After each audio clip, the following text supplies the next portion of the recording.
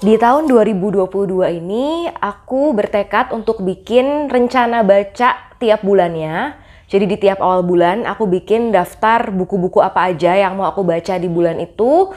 Tujuannya supaya daftar buku-buku yang aku baca itu lebih terarah, lebih terencana, dan supaya tumpukan buku yang ada di gunungan TBR aku tuh bisa sedikit demi sedikit tereliminasi. Di bulan Februari ini ada beberapa buku yang rencananya aku baca, yaitu ini. Dan karena sekarang bulan Februari udah berakhir, di video ini aku mau ngasih tahu kalian rekap bacaan aku di bulan Februari. Kira-kira apakah sesuai dengan TBR atau enggak? Tanpa berlama-lama lagi, langsung aja ke daftar buku-bukunya. Di tengah proses editing video ini, aku baru sadar kalau ada 2 buku yang terlewat. 2 buku ini aku baca di awal bulan Februari waktu aku lagi liburan di Bandung. Yang pertama adalah Lagi Probation by Samuel Ray, sebuah buku non-fiksi tentang bagaimana mencari kerja bagi orang-orang yang baru aja lulus kuliah. Aku suka buku ini karena buku ini bicara banyak tentang proses adulting, dan salah satu kalimat paling berkesan dari buku ini adalah salah satu bagian menjadi dewasa adalah tidak lagi menyusahkan orang lain, termasuk orang tua. Buku selanjutnya yang aku selesaikan adalah Hidup Sederhana yang ditulis oleh Desi Anwar. Buku ini juga merupakan non-fiksi yang berisi kumpulan tulisan-tulisan reflektif Desi Anwar dalam memaknai hidup dan bikin aku merasa adem aja gitu bacanya. Dan setelah baca buku ini aku bisa menilai kalau sosok Desi Anwar itu adalah seseorang yang smart, tapi dia nggak perlu menyombongkan hal itu di dalam bukunya, karena dengan baca bukunya aja udah kelihatan sih seberapa smartnya seorang Desi Anwar itu. Buku pertama yang aku tamatkan di bulan Februari adalah How to Stop Time karya Matt Haig. Ini adalah buku kedua Matt Haig yang aku baca setelah Midnight Library. Aku suka banget sama Midnight Library, makanya aku memutuskan untuk baca semua buku yang pernah ditulis oleh Matt Haig, dan ini adalah salah satunya. How to Stop Time menceritakan tentang seorang pria bernama Tom Hazard yang secara fisik kelihatannya masih berusia 41 tahun. Tapi sebetulnya Tom ini udah tua banget karena dia lahir tahun 1581. Dan di cerita ini dia udah berumur sekitar 400-an tahun. Tom bisa hidup selama itu dan kelihatan benar-benar awet muda karena dia mengidap suatu kondisi langka yang bernama anageria. Jadi penderita anageria ini mengalami proses penuaan yang jauh lebih lambat dibandingkan manusia biasa. Pengidap anageria di seluruh dunia ini gak cuma Tom aja. Ada orang-orang tertentu yang juga mengidap anageria. Dan sama seperti Tom, mereka semua ini tergabung dalam sebuah komunitas rahasia yang bernama Komunitas Albatros, di mana mereka ini merahasiakan identitas mereka sebagai orang yang berumur ratusan tahun kepada manusia biasa, for the sake of their survival. Selain harus merahasiakan kondisi sebenarnya tubuh mereka, para anggota komunitas Albatros juga dilarang untuk jatuh cinta. Masalahnya di sini, Tom nggak yakin apakah dia bisa terus-menerus menjalani hidup yang berrahasia seperti itu. Overall, aku suka sama cerita di buku ini yang menurut aku bittersweet. Ada adegan-adegan pahit dan sedih yang digambarkan dengan sangat menyentuh oleh penulis, yaitu adegan-adegan di mana Tom harus kehilangan orang-orang yang ia cintai sebagai akibat tidak langsung dari penyakit anagerianya. Meskipun beberapa adegan di buku ini tuh kayak klise dan kayak sinetron banget, tapi itu termaafkan karena adegan-adegan klise itu nggak banyak. Mungkin hanya 2 atau 3 adegan di buku ini yang kayak sinetron, tapi sisanya oke. Dan kalau Midnight Library mengingatkan aku untuk mensyukuri kondisi kehidupanku sekarang ini, How to Stop Time mengingatkan aku untuk live in the moment, untuk menghidupi saat ini tanpa terlalu banyak mengkhawatirkan masa depan atau terlalu banyak menoleh dan menyesali apa yang sudah terjadi di masa lalu. Buku ini tuh kayak ngasih tahu aku kalau Nggak ada gunanya, percuma aja kita hidup bisa sampai beratus-ratus tahun kalau kita nggak live in every moment. And that is kinda heartwarming somehow. Meskipun aku lebih suka sama Midnight Library, tapi aku tetap suka sih sama buku ini dan aku cukup merekomendasikan buku ini untuk kalian yang suka historical fiction atau fantasy. Buku kedua yang aku selesaikan adalah sebuah buku non-fiksi berjudul In the Flow karya Alisa Vitti. Aku baca buku ini di Scribd. Dan buku ini itu mengingatkan aku sama sebuah buku yang pernah aku baca di bulan November tahun lalu, yaitu Period Power. Jadi, In the Flow dan Period Power ini sama-sama membahas tentang siklus menstruasi wanita. Bahwa sebagai wanita yang mengalami siklus menstruasi, kita itu nggak hanya hidup berdasarkan irama sirkadian atau irama 24 jam, di mana kita itu idealnya pagi-pagi adalah waktunya bangun, siang dan sore waktunya beraktivitas, dan malam waktunya tidur. Tubuh wanita nggak hanya dirancang untuk mengikuti irama sirkadian atau irama 24 jam itu, tapi kita juga dirancang untuk mengikuti irama infradian, yaitu sebuah siklus 28 hari yang merupakan rata-rata siklus menstruasi normal. Satu siklus menstruasi yang biasanya terjadi antara 21 sampai 35 hari itu terbagi dalam 4 fase, yaitu yang pertama adalah fase folikular yang dimulai setelah menstruasi berhenti, lalu ada fase kedua yaitu fase ovulatori atau fase ovulasi. Fase ketiga adalah fase pasca ovulasi dan premenstrual, yaitu fase luteal. Dan yang keempat adalah fase menstruasi jika tidak terjadi pembuahan. Penulis percaya bahwa wanita itu nggak dirancang untuk produktif untuk sama setiap harinya selama siklus menstruasi. Jadi ada waktu-waktu yang ideal untuk istirahat, misalnya waktu sedang menstruasi, ada waktu-waktu yang ideal untuk melakukan pekerjaan administratif, misalnya waktu fase luteal, yaitu fase-fase premenstrual. Aku jujur lebih suka buku In the Flow ini dibandingkan dengan buku Period Power, karena In the Flow ini lebih praktikal dalam ngasih tahu gimana kita bisa mensinkronkan diri dengan siklus menstruasi.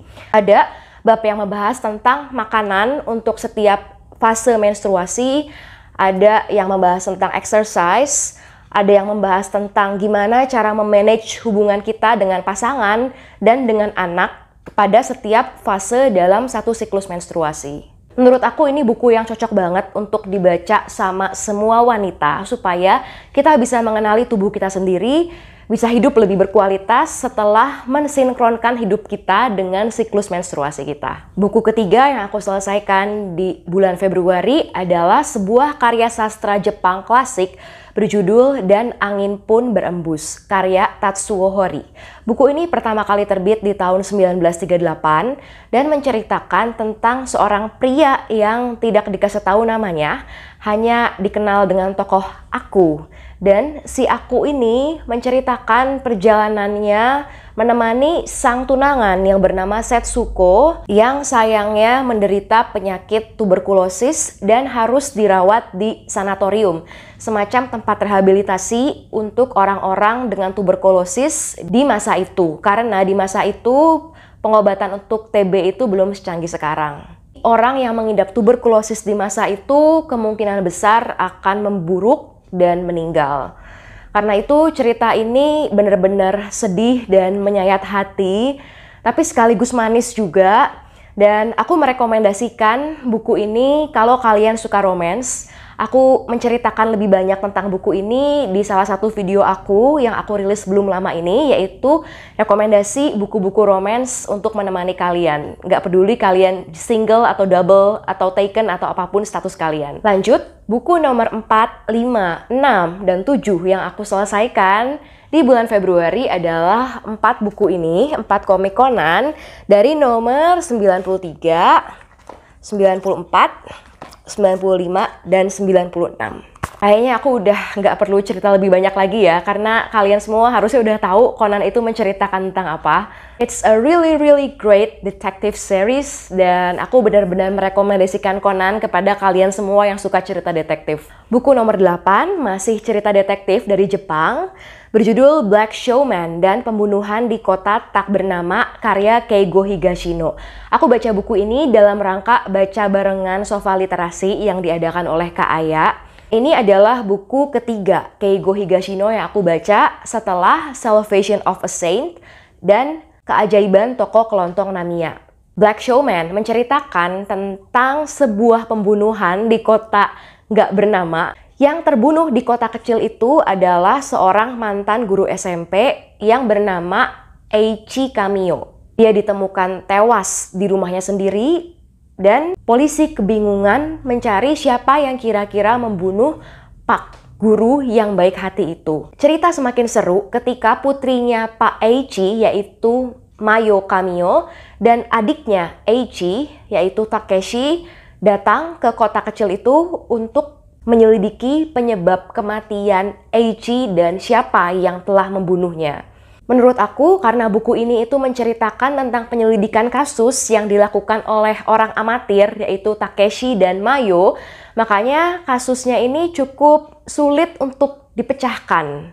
Karena kita melihat kasus ini dari sisi pandang orang awam yang nggak selalu mendapatkan bukti-bukti selengkap para polisi.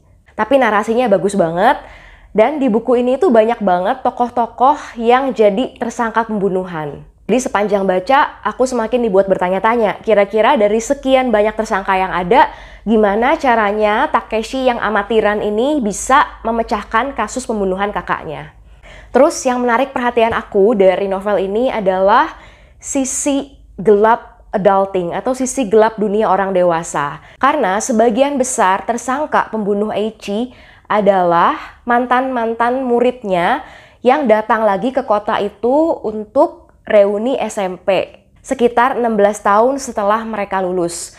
Dan di buku ini itu banyak juga diceritakan gimana kehidupan mereka sekarang dan gimana mereka waktu SMP dulu. Dan itu bikin aku teringat kalau memang zaman dulu, zaman SMP itu masalah itu nggak gitu banyak. Mungkin hanya seputar teman, masalah seputar percintaan dengan keluarga, tapi masalah orang dewasa itu jauh lebih kompleks, dan itu adalah salah satu personal impression yang aku tangkap dari buku ini. Buku ke-9 adalah buku yang paling banyak menghabiskan waktu aku untuk membacanya di bulan Februari ini.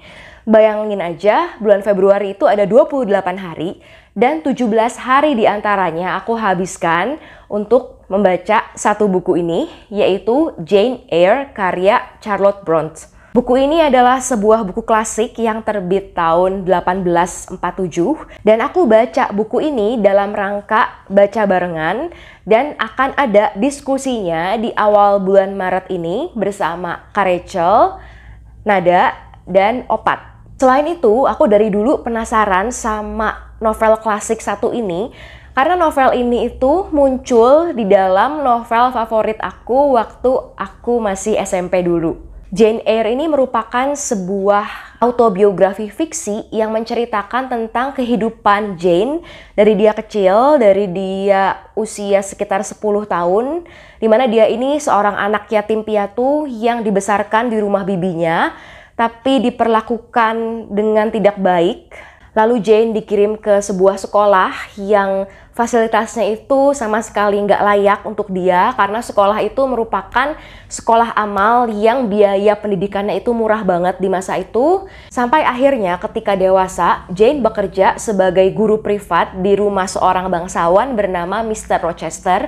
Dan di situ Jane merupakan guru privat dari anaknya Mr. Rochester yang bernama Adele. Di rumah itulah cinta mulai bersemi antara Jane dan Mr. Rochester, tapi ternyata ada banyak banget halangan yang memisahkan mereka dan menghambat mereka berdua untuk bisa bersatu. Sama seperti waktu di How to Stop Time, di buku ini juga aku menemukan beberapa adegan yang menurut aku tuh sinetron banget. Tapi lagi-lagi termaafkan karena secara keseluruhan ceritanya bagus. Yang bikin aku butuh waktu begitu lama untuk membaca novel ini, kayaknya tebalnya sekitar 600-an halaman, adalah karena aku baca yang versi bahasa Inggris klasik di Kindle. Karena buku ini udah nggak ada copyrightnya, aku bisa unduh versi untuk Kindle-nya secara gratis di website Project Gutenberg. Dan ya, aku baca yang versi Inggris klasik itu.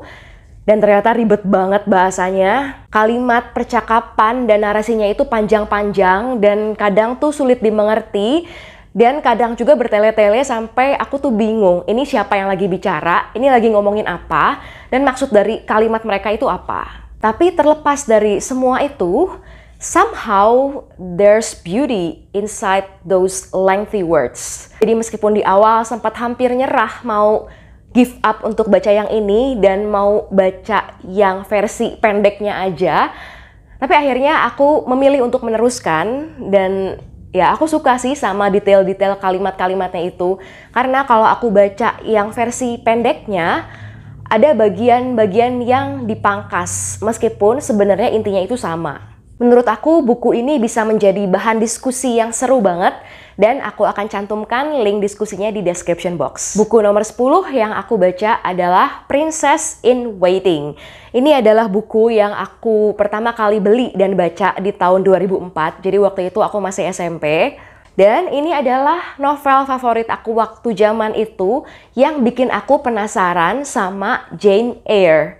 Karena di novel ini, tokoh utamanya yaitu Putri Mia itu lagi bucin banget sama pacar barunya. Dan neneknya Mia ini ngasih nasihat ke Mia supaya dia jangan terlalu bucin, supaya dia jangan terlalu menampakkan perasaannya ke pacarnya. Karena menurut neneknya, kalau cowok udah tahu dengan pasti kalau dia mendapatkan hati seorang cewek, cowok itu akan pergi. Jadi neneknya Mia ini menyuruh Mia baca buku Jane Eyre supaya Mia bisa belajar dari kehidupan cintanya Jane dan Mr. Rochester. Ini merupakan buku keempat dari serial The Princess Diaries, dan kalau kalian suka novel-novel yang adult romance, I really recommend this book and the whole series. Buku nomor 11 yang aku selesaikan di bulan Februari adalah Weathering with You karya Shinkai Makoto. Shinkai Makoto adalah sutradara dari anime Your Name yang terkenal banget. Nah, sama seperti Your Name, Weathering with You juga ini awalnya adalah anime yang kemudian diadaptasi menjadi bentuk novel ini, dan naskah novelnya ditulis oleh Shinkai, sutradaranya sendiri. Novel ini bergenre magical realism dan menceritakan tentang sepasang remaja yaitu Hodaka dan Hina. Hodaka di usianya yang ke-16 tahun memutuskan untuk pergi dari rumahnya ke Tokyo, dan di sana dia bertemu dengan Hina, seorang gadis yang bisa mengendalikan cuaca hanya dengan modal permohonan doa kepada langit. Everything is fun at first, tapi tanpa mereka sadari ada harga yang harus dibayar jika mereka mau mengendalikan cuaca, dan itu mengancam keberlangsungan hubungan mereka. Waktu aku baca buku ini, aku belum pernah nonton animenya sama sekali, tapi dari deskripsi di dalamnya, aku merasa kayaknya ceritanya memang lebih bagus disampaikan dalam bentuk anime dibanding bentuk novel. Beda dengan Your Name yang aku sama-sama menikmati ceritanya, baik dalam bentuk anime maupun novel. Dan dibandingkan dengan Your Name, aku masih lebih suka Your Name dibandingkan Weathering with You. But it's still a good read. Aku masih kasih sekitar 3,5 bintang dari 5 bintang untuk novel satu ini. Jadi dari 7 TBR ini ada 6 buku yang aku selesaikan, ditambah 7 buku lainnya di luar TBR ini yang aku selesaikan juga di bulan Februari ini. Total 13 buku. Kalau kalian suka dengan konten rekap bacaan seperti video ini, aku mau ngajak kalian nonton video yang ini dan yang ini. So, see you there. Bye-bye.